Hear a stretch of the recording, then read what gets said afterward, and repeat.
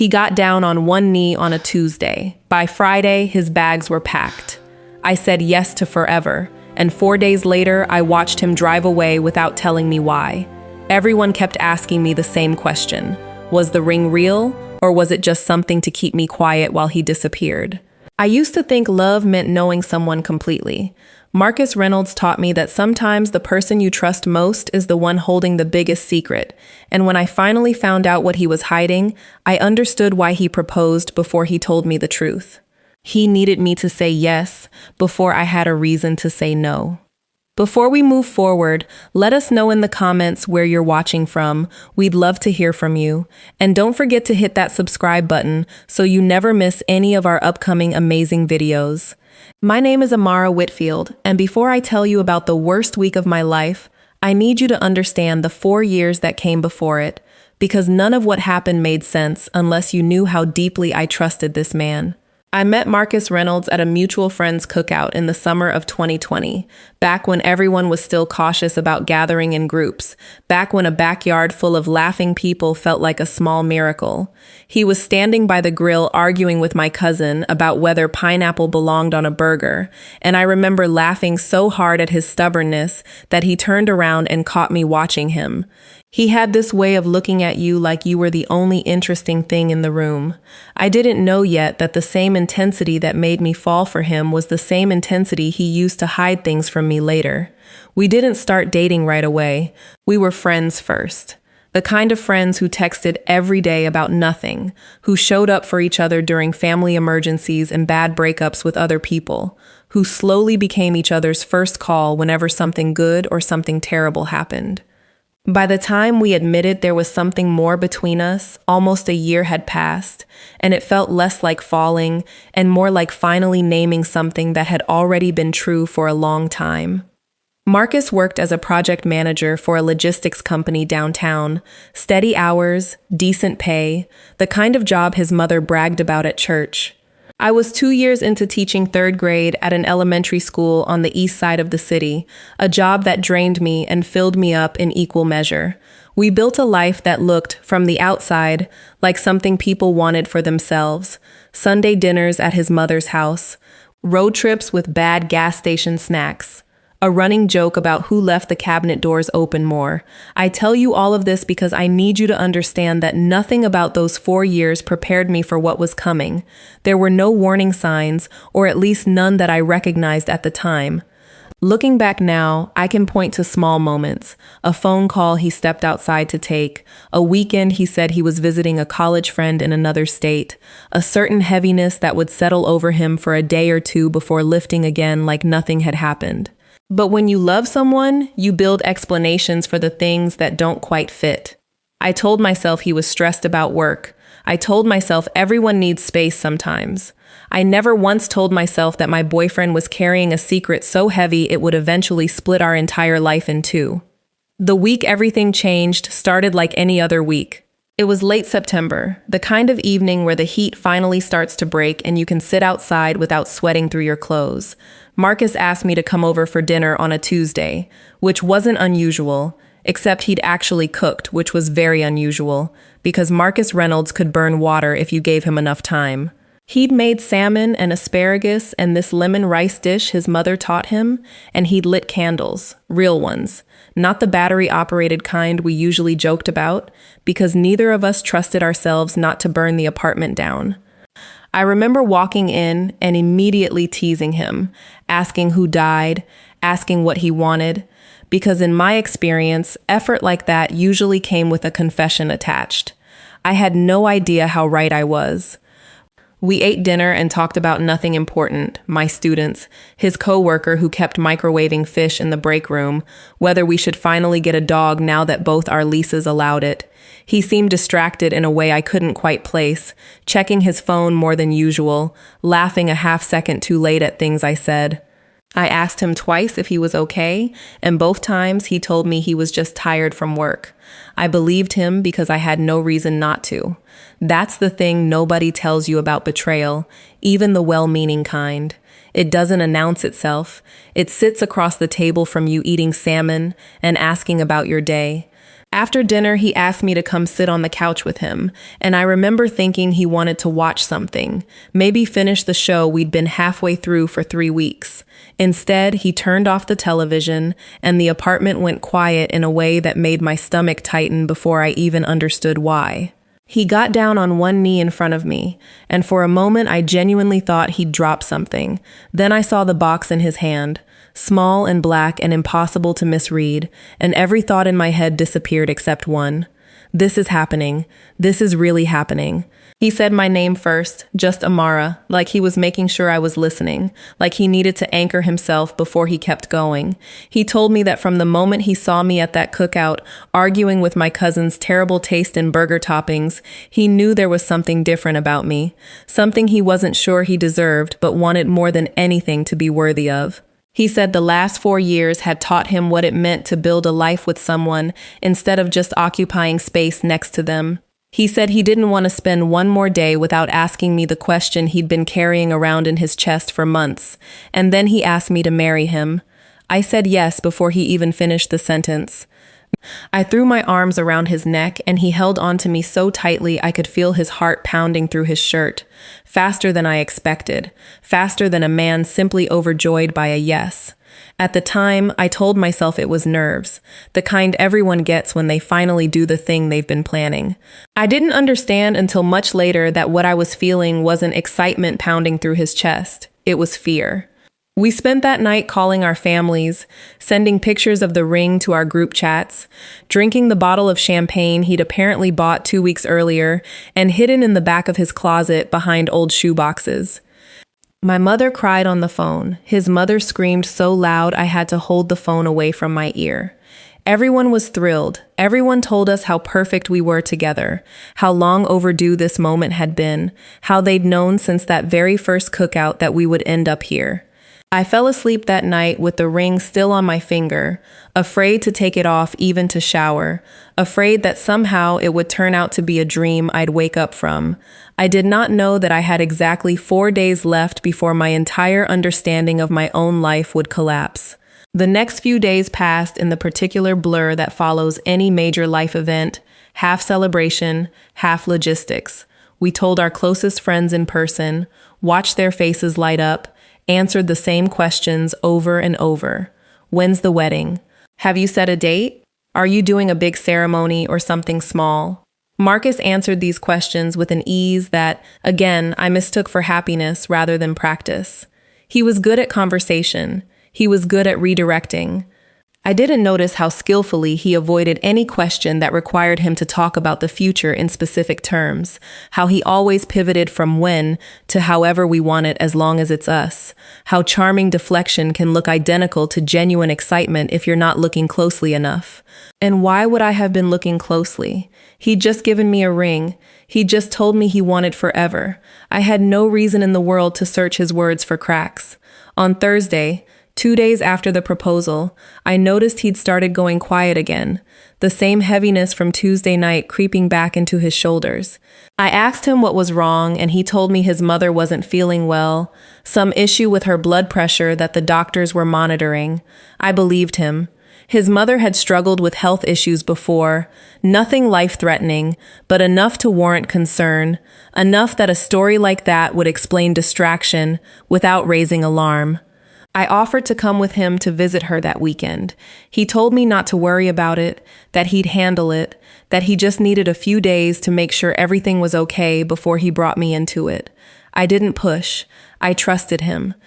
4 years of trust doesn't just evaporate because a man seems a little distracted after the happiest moment of your relationship. On Friday, he told me he needed to go out of town for the weekend, that his mother wanted him to come stay with her for a few days while the doctors ran some tests. He said it so simply, packing a bag while we talked, folding shirts with the kind of practiced efficiency that should have told me this wasn't the first time he'd prepared to leave suddenly. I asked when he'd be back. He said he wasn't sure, maybe a few days, maybe longer, depending on what the doctors said. I remember standing in his bedroom doorway watching him zip up that same suitcase I'd seen shoved in the corner of his closet before, the one I'd noticed but never questioned, and something in my chest tightened for just a moment before I pushed the feeling away. I told myself I was being paranoid. I told myself that a man who just proposed to you does not disappear out of guilt. I told myself a lot of things that week that turned out to be wrong.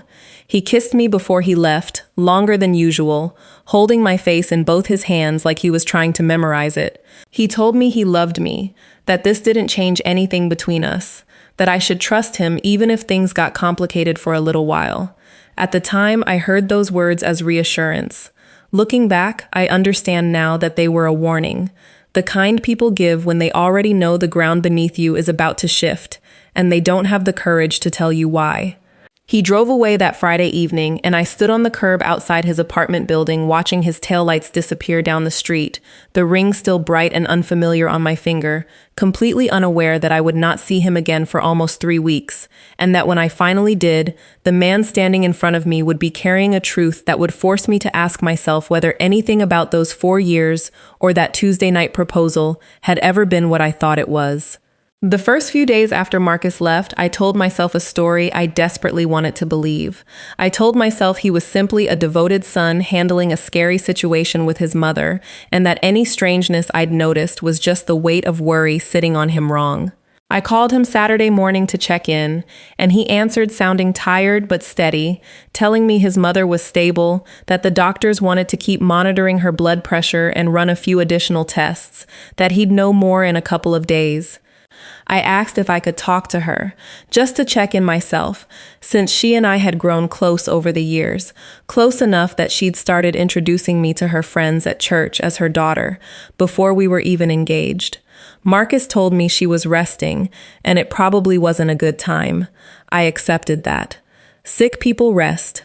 That's what sick people do. By Sunday, something had started to nag at me that I couldn't quite name. I called his mother's landline directly, not to check up on Marcus, but because I genuinely wanted to know how she was doing, because I loved her too, because 4 years of Sunday dinners had made her feel like my own family. She answered on the second ring, and her voice was clear, warm, completely unbothered, nothing like a woman recovering from a health scare serious enough to summon her son out of town on 4 days' notice. I asked how she was feeling. There was a pause on the other end of the line, the kind of pause that tells you a question has landed somewhere it wasn't expected to land. She asked me what I meant. I explained that Marcus had told me she wasn't well, that he'd gone to stay with her because of her blood pressure. She was quiet for a moment longer, and then she said, carefully, that she was feeling just fine, that she hadn't seen Marcus in almost 2 weeks, and that she had no idea what I was talking about. I sat down on the edge of my bed, phone pressed to my ear, and felt the floor tilt slightly beneath me. I told her maybe there'd been some miscommunication, that I was sure it was nothing, and I got off the phone as quickly as I could without being rude, because I needed to think, and I couldn't think while pretending everything was normal. My hands were shaking when I called Marcus back. He didn't answer. I called again 20 minutes later. Nothing. I sent a text asking him to call me as soon as he could, that it was important, and then I sat in my apartment for the rest of that Sunday evening staring at my phone, running through every possible explanation that wouldn't mean my fiancé had lied to me 4 days after proposing. He called me back late that night, well past 11, and his voice had a strained quality I hadn't heard from him before, careful in a way that felt rehearsed. I asked him directly why his mother said she hadn't seen him in 2 weeks. There was a long silence on the line, long enough that I asked if he was still there. He said he was. He said he needed me to trust him, that there were things going on that he wasn't ready to explain yet, but that he promised he would explain everything when the time was right. I asked him what that meant, what things, why he'd lied about his own mother being sick. He told me, and I remember these words exactly, because I've replayed them in my head 100 times since, that he wasn't trying to hurt me, that everything he'd said on Tuesday night was true, that he did want to marry me, but that there was something from his past he had to deal with first, something he'd been avoiding for a long time, and that he needed a little more time before he could tell me what it was. I asked him if he was in trouble. He said no. I asked him if there was another woman. He said absolutely not, and something in the way he said it, fast, firm, almost relieved to finally deny something specific, made me believe that part at least was true. I asked him where he actually was, if not with his mother. He was quiet again, and then he told me he was staying with an old friend a few hours away, that he needed space to sort through something he should have dealt with a long time ago, and that he was asking me, as the woman he just asked to marry him, to give him that space without demanding answers he wasn't ready to give. Want to be honest with you about something. Every part of me wanted to hang up the phone right then and drive to wherever he was and demand the truth in person. But another part of me, the part that had loved this man for 4 years, the part that had said yes without a moment of hesitation 5 days earlier, wanted to believe that whatever this was, it wasn't about me, wasn't about us, and that if I just held on a little longer, he would come back and everything would make sense. I told him I would give him the time he was asking for, but that I needed him to understand this was the only pass he was getting. I told him that whatever it was, when he came back, he owed me the full truth, not pieces of it, not a version edited down to whatever he thought I could handle. He agreed. He told me he loved me. I told him I loved him too, and I meant it, even as every instinct I had was screaming that something was deeply wrong. The next 10 days were the longest of my life up to that point. I went to work every day and taught 26 8-year-olds their multiplication tables while my personal life quietly fell apart in the background. I smiled at parent pickup. I graded spelling tests. I came home every evening to an apartment that felt too quiet, staring at the ring on my finger, wondering whether I was engaged to a man or engaged to a lie. Marcus texted occasionally during those days, short messages telling me he was okay, that he was thinking about me, that he loved me, and would explain everything soon. He never called. I noticed that. A man who is truly overwhelmed and needing space still finds ways to hear your voice if he loves you the way he claims to. Text felt safer for him. Text didn't require him to control the shake in his voice. I started doing what I imagine anyone in my position would eventually do. I started looking for answers on my own. I went through the things he'd left at my apartment over the years, not out of malice, but out of a desperate need to understand what I was dealing with. Most of it was ordinary, forgotten hoodies, old receipts, a spare phone charger. But in a shoebox at the back of his side of my closet, the same kind of shoebox he'd apparently hidden the champagne behind weeks earlier, I found a manila folder filled with papers I didn't understand at first. Court documents, or what looked like them, financial records, and a photograph, worn soft at the edges like it had been handled many times, of Marcus standing next to a boy who looked to be about 7 or 8 years old, a boy with Marcus's exact eyes and Marcus's exact smile, standing in front of a house I didn't recognize, in a city I couldn't place. I sat on my bedroom floor for a long time holding that photograph, feeling something inside me go very still and very cold. I want to tell you I immediately understood what I was looking at, but the truth is, my mind refused to arrange the pieces into the shape they were so obviously forming. I told myself it could be a nephew, a godson, some family friend's child he'd grown close to. I told myself this even as some deeper, more honest part of me already understood that I was looking at the reason my fiancé had proposed to me on a Tuesday and vanished 4 days later without explanation. I was looking at a secret Marcus Reynolds had been carrying since long before he ever met me, one he'd apparently decided to bury forever until circumstances forced it back into the light, circumstances that arrived, cruelly, in the very same week he asked me to spend the rest of my life with him. I didn't call him that night. I couldn't trust my own voice not to break. Instead, I sat with that photograph until almost 3 a.m, trying to imagine every innocent explanation and finding that none of them fit the weight of what I was feeling in my chest. Somewhere around 4 a.m, I finally understood something with total clarity, the kind of clarity that only arrives after you've exhausted every gentler alternative. Marcus hadn't proposed to me in spite of whatever this was. I believed, with a certainty that made me feel sick, that he had proposed to me because of it. He needed me locked in, committed, wearing his ring, before he had to face whatever this truth would do to us. He needed my yes secured before he gave me any reason to say no. I didn't sleep that night. When my alarm went off for work, I called in sick for the first time in almost 2 years, something my school knew was unusual enough that my principal called personally to check on me. I told her I had a family emergency. It wasn't entirely a lie. I spent that day trying to decide what to do with what I'd found, whether to confront him immediately or wait for the explanation he'd promised, whether 4 years of trust deserved one more chance to be honored before I let myself believe the worst. In the end, I did something I hadn't planned to do. I found an address scrawled on the back of one of the documents in that folder, a city about 3 hours from where we lived, and I got in my car. I didn't tell Marcus I was coming. Some part of me needed to see the truth with my own eyes before he had the chance to shape it into something softer than it actually was.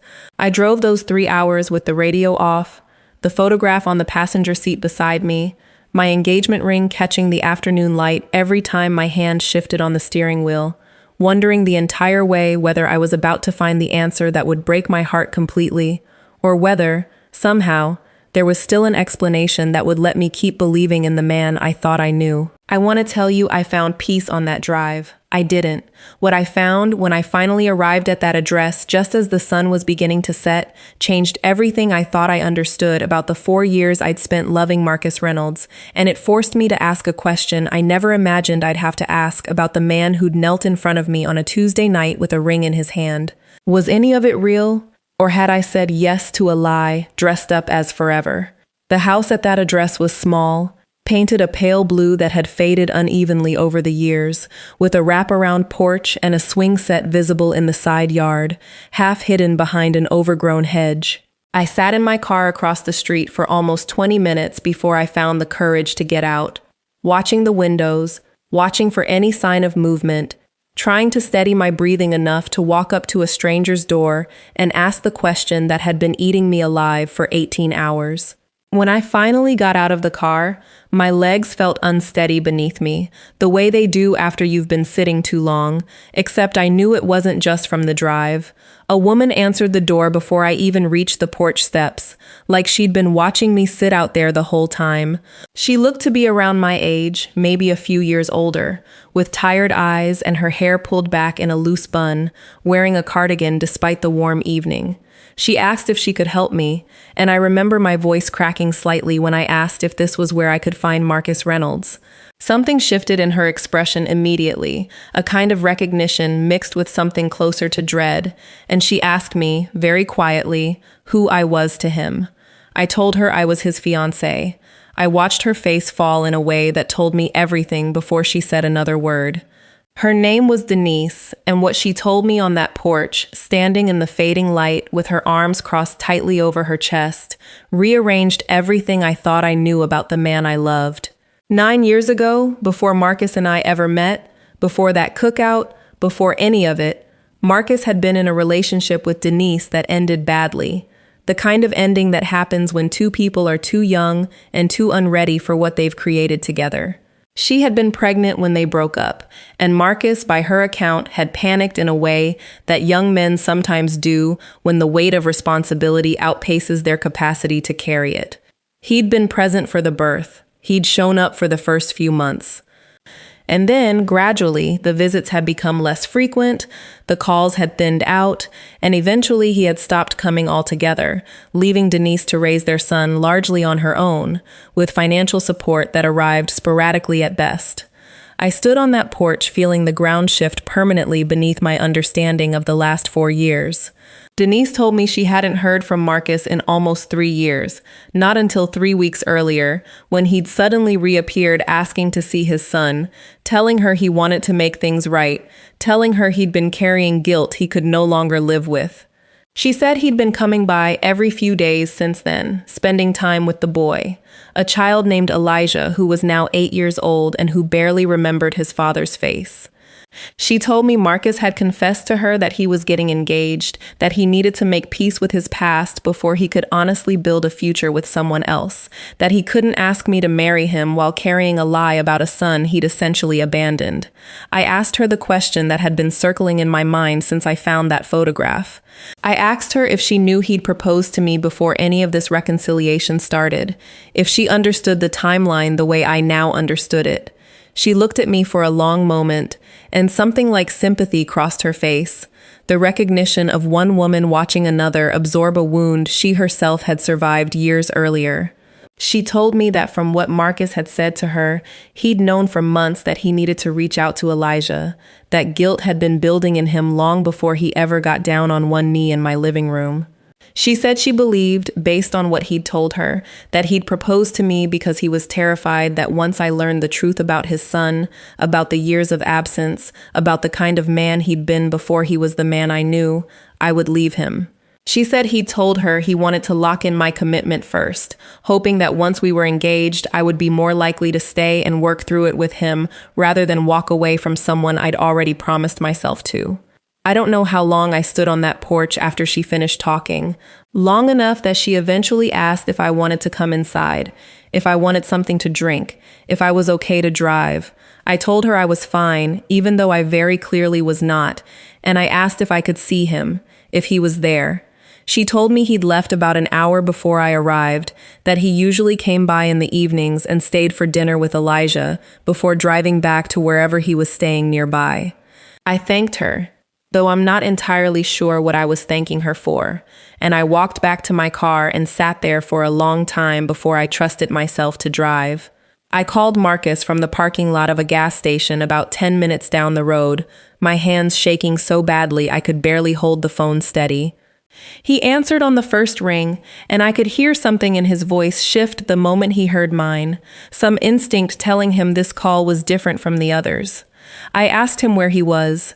He told me he was still in town, that he'd just left Denise's house, and there was a pause, a long and terrible pause, before he asked me how I knew that name. I told him I'd found the folder. I told him I'd found the photograph. I told him I'd driven 3 hours and stood on Denise's porch and heard the entire truth from a woman who had every reason to hate me and instead had simply told me what I deserved to know. I told him I understood now why he'd proposed on a Tuesday and disappeared by Friday, why his mother had no idea what he was talking about when he claimed to be caring for her, why every explanation he'd given me over the past 10 days had been carefully constructed to keep me from asking the questions that mattered most. There was silence on the other end of the line for so long I thought the call had dropped. When he finally spoke, his voice had lost all of its careful composure. He told me he was sorry, that he'd never meant to hurt me, that everything had spiraled faster than he knew how to control. He told me he'd found out 3 weeks ago, right around the time he'd started planning the proposal, that Elijah had been asking Denise questions about him, asking why he never came around, why other kids had dads who showed up to things and he didn't. He said something about hearing that had cracked something open in him that he'd spent years trying to keep buried, and instead of telling me the truth and giving me the chance to walk into it with him honestly, he'd made a decision he now understood was cowardly. He'd proposed first, hoping that once I said yes, once we were engaged, I would love him enough to stay through whatever ugly truth came next. I asked him the question that mattered most to me in that moment, sitting in a gas station parking lot with my engine running and my ring catching the fluorescent lights overhead. I asked him if he loved me, or if he had simply needed someone to hold on to while he faced something he was too afraid to face alone. He told me he loved me, that the proposal itself hadn't been a lie, that everything he'd said to me on that Tuesday night had been true in the moment he said it. But I remember telling him, and I believe this to this day, that a truth built on top of a hidden lie isn't really a truth at all. It's just a lie with better timing. I didn't give him an answer that night about where we stood. I told him I needed to drive home, that I needed time to think, that I couldn't process 4 years of trust unraveling in a single phone call while sitting in a gas station parking lot 3 hours from my own bed. He asked if he could come see me. I told him no, not yet, that I needed space in the same way he'd asked me for space 2 weeks earlier. Except this time, the request came from someone who actually deserved an explanation and hadn't received one until she'd gone looking for it herself. The drive home that night felt different from the drive out. I wasn't searching for answers anymore. I had them, more of them than I ever wanted, and now I had to decide what to do with the weight of everything I'd learned. Somewhere around the halfway point of that drive, I took the ring off my finger for the first time since Marcus had placed it there 9 days earlier, and I set it in the cup holder beside me, watching it catch the passing headlights of other cars on the highway, wondering if I would ever put it back on, wondering if the man who gave it to me was someone I even recognized anymore, or if he'd only ever been the version of himself he'd carefully allowed me to see. I spent the next 4 days in a kind of suspended silence, going through the motions of my life while my mind stayed anchored to that gas station parking lot, to Denise's porch, to the photograph of a boy with Marcus's exact smile. I didn't answer his calls. I let his texts sit unread for hours at a time, not out of cruelty, but because I genuinely didn't know what to say to a man I was no longer certain I fully knew. My mother noticed something was wrong on the second day, when I showed up at her house without calling first, and sat at her kitchen table without touching the plate of food she set in front of me. I told her everything, start to finish, the proposal, the disappearance, the folder, the drive, Denise's porch, the son named Elijah I hadn't even known existed until 9 days earlier. She listened without interrupting, the way mothers do when they can tell you need to get the whole story out before you can hear anything back. When I finally finished, she asked me one question that stayed with me for the rest of that week. She asked me whether I was angry that Marcus had a son or whether I was angry that he'd hidden him from me. I sat with that question for a long time before I answered, because it mattered, because the difference between those two things determined everything about whether there was any path forward for us. I told her I wasn't angry about Elijah. Children aren't secrets to be angry about. They're just people who exist, regardless of the circumstances that brought them into the world. What I was angry about, what had cracked something fundamental in my trust, was the 4 years of silence, the decision he'd made over and over again not to tell me, and worse, the choice he'd made to propose to me in the exact week he finally decided to face what he'd been avoiding, using our engagement as a kind of insurance policy against my potential departure. Marcus finally showed up at my apartment on the 5th day, after I still hadn't returned his calls, standing on my doorstep looking like he hadn't slept properly since the night he left with that suitcase. I let him in because I owed us both a real conversation, not because I'd made any decision about where things stood. We sat across from each other in the same living room where he'd proposed less than 3 weeks earlier, and for a long time neither of us said anything, the silence stretching out heavy and uncomfortable between us. He started by apologizing, but I stopped him almost immediately because I'd heard enough vague apologies over the phone already, and what I needed now wasn't sorry. I needed him to actually explain himself, in full, without editing anything down to make himself look better. So he did. He told me about Denise, about how young they'd both been, 22 and 23, neither of them ready for what they'd created. He told me about the birth of Elijah, about how overwhelmed he'd felt holding a child he didn't know how to be responsible for, about how instead of growing into that responsibility the way he should have, he'd slowly retreated from it, telling himself each time that he'd do better next month, next year, once he had more money, once he felt more ready. He told me the sporadic child support payments had eventually become his only connection to his son, a transaction instead of a relationship, and that somewhere along the way, he'd convinced himself it was easier to simply not think about it than to face how badly he'd failed as a father. He told me that when he met me, he genuinely believed he could keep that part of his life separate, contained. Something from before that didn't need to touch what we were building. He said the longer our relationship went on, the harder it became to imagine ever telling me, because each year of silence made the eventual confession feel like a bigger betrayal than the year before it. He admitted, and I give him credit for admitting this without me having to drag it out of him, that fear had driven almost every decision he'd made regarding Elijah for years. Fear of judgment, fear of my family's opinion of him, fear that the version of himself I loved would disappear the moment I learned about the version of himself he used to be. Then he told me about the phone call from Denise 3 weeks before the proposal, the one where she told him Elijah had started asking pointed questions about where his father was, why he never showed up, whether something was wrong with him that made his dad not want to see him. He said hearing that broke something loose in him that he could no longer keep buried, and in the middle of that emotional unraveling, sitting with the guilt of an 8-year-old asking why he wasn't loved enough to show up, he'd made the decision to propose to me. He told me, and this is the part that hurt the most to hear stated so plainly, that some part of him had known that once he told me the truth, I might leave, and he wanted to ask me to marry him while there was still a version of us untouched by that possibility, hoping that a ring on my finger would be enough to keep me standing beside him through whatever came next. I asked him directly whether he understood how that made me feel, being used as an anchor for his own guilt, being handed a promise that was really a strategy. He said he did understand now, that in the weeks since, seeing my face when I found out, hearing the anger and hurt in my voice on that gas station phone call, had shown him exactly how selfish that decision had been, dressed up as romance.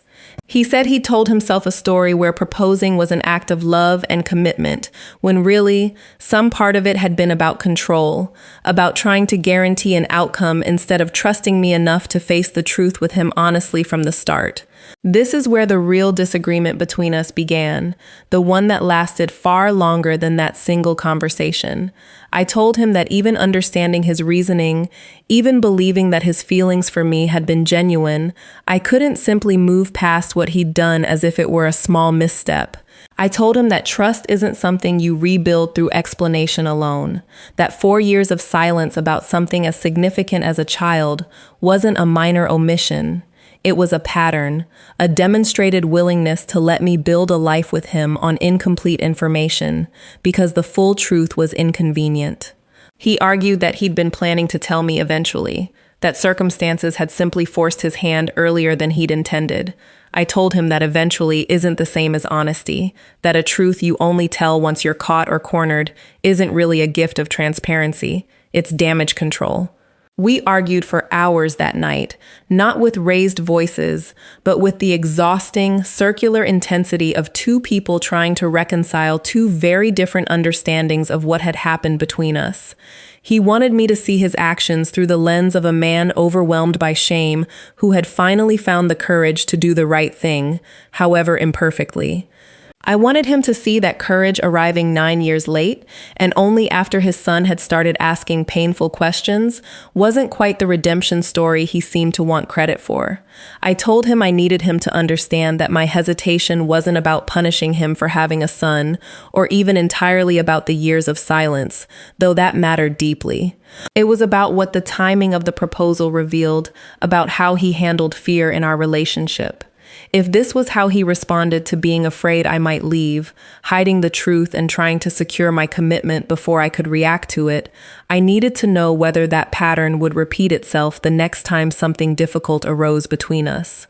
He didn't have a good answer for that. I don't think there was a good answer to give.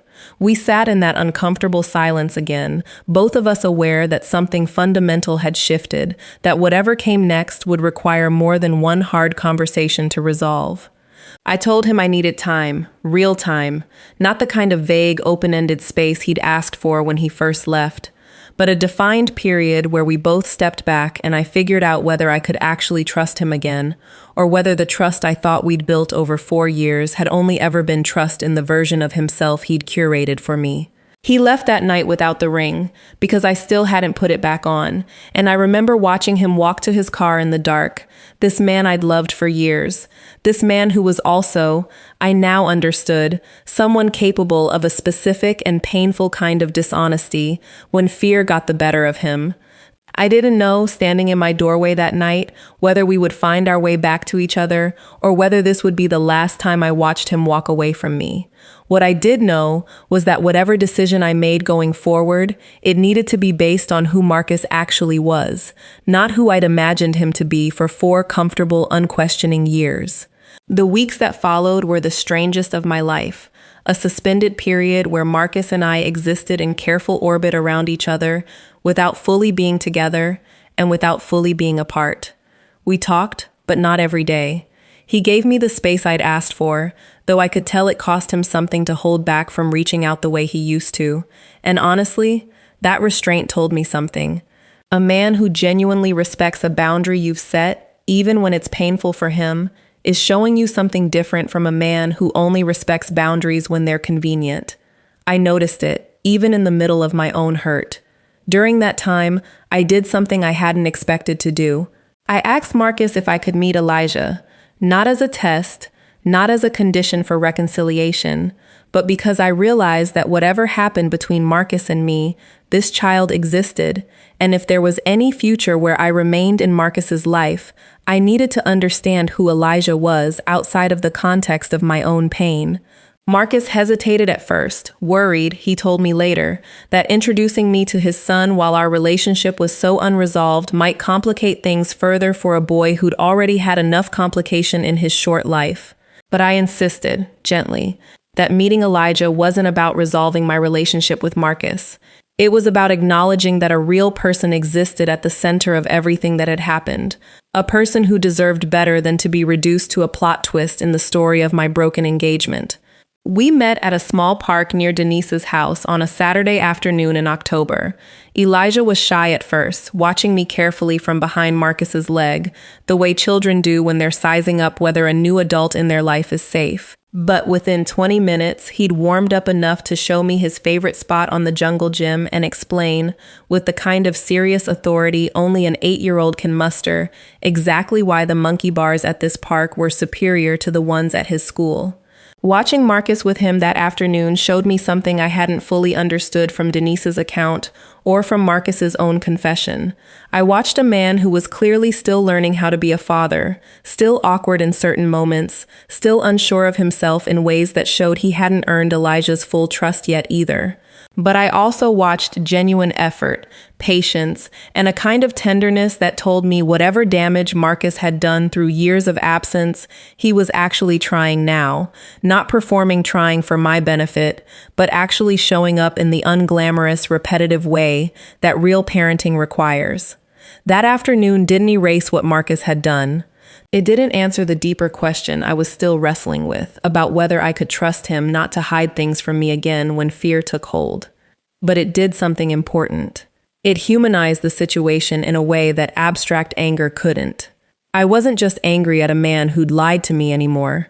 I was watching a complicated, imperfect situation involving a child who deserved stability, a mother who deserved respect for the years she'd carried this alone, and a man who was, however belatedly, trying to become someone better than the version of himself who'd walked away 9 years earlier. Over the following month, Marcus and I had more honest conversations than we'd had in the entire 4 years before that September. I told him things I'd never fully articulated before, fears I had about being someone's second priority, about repeating patterns I'd seen in my own parents' marriage, patterns of one partner protecting the other from difficult truths instead of trusting them to handle reality. He told me things too, about the shame that had calcified around his relationship with Elijah for years, about how much easier it had felt to avoid the problem entirely than to face the possibility that he might try to be a better father and still fail.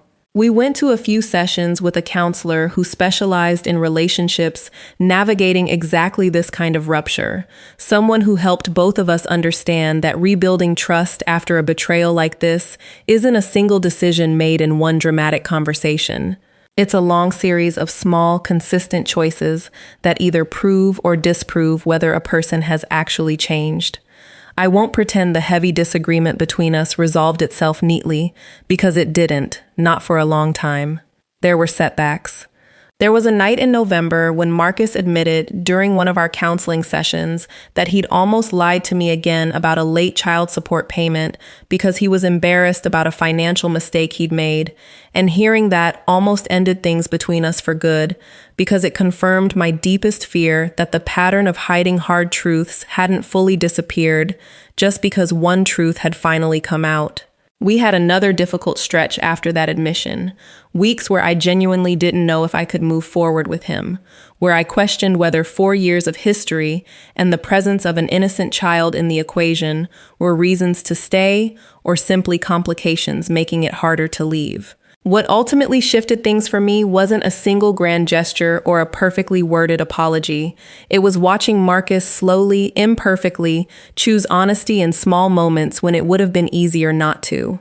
It was him telling me, unprompted, about a hard conversation with his mother, where he finally explained the full truth about Elijah, a conversation he'd been avoiding for years out of fear of her disappointment.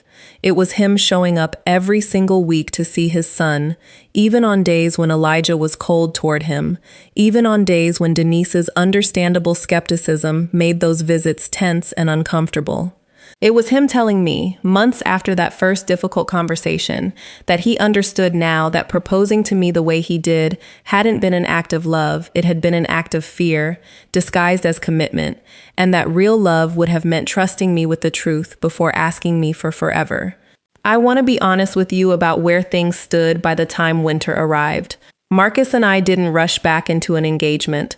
The ring stayed in its box for a long time, not discarded, not returned, just paused, a symbol neither of us was ready to reclaim or release. We rebuilt our relationship slowly, on different terms than before, terms that included honesty about Elijah, honesty about Marcus's ongoing effort to become a present and reliable father, and honesty about the fact that I needed proof over time, not just words, before I could fully trust him with my future again. It took nearly a year before Marcus proposed to me a second time, and it was nothing like the first. There was no candlelit dinner, no rehearsed speech, no ring hidden behind old shoeboxes for weeks in advance. It happened on an ordinary Sunday afternoon, after we'd spent the day at Elijah's baseball game, after we'd dropped him back at Denise's house, after Marcus and I had grabbed dinner at a diner we'd started going to regularly during our slow rebuilding.